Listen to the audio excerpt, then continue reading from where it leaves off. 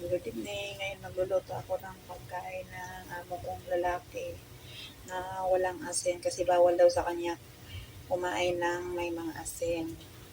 Kaya ngayon, ginis ako ng sibuyas at pagkatapos ng sibuyas, ilulunod ko na naman ang itong manok sa kanila, boneless or saddle.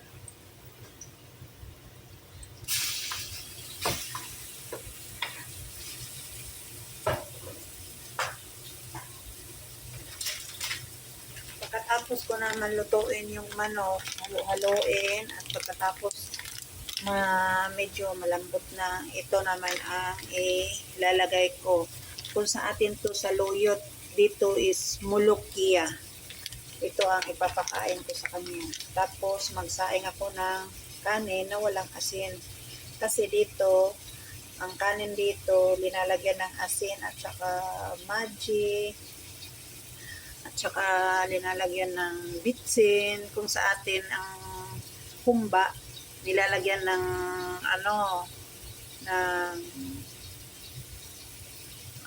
laurel.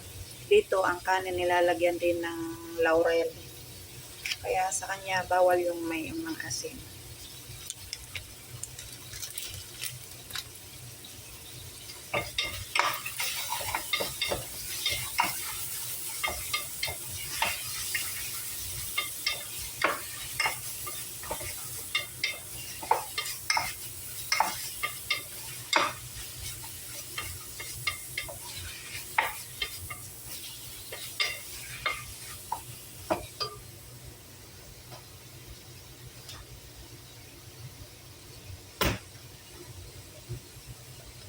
Lagyan ko konti ng black pepper.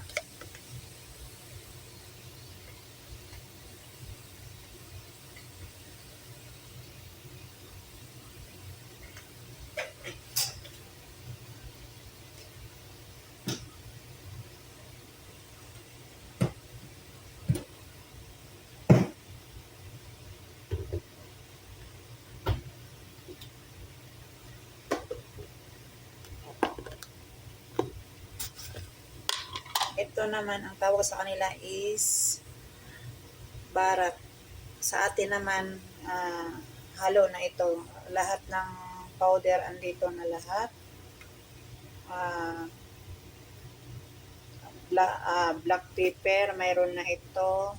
White pepper. Then, onion. Yung inano na siya, yung tawag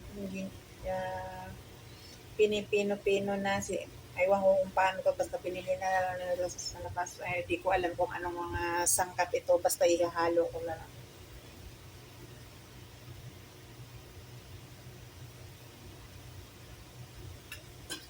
Ang tawag dito sa kanila is barat.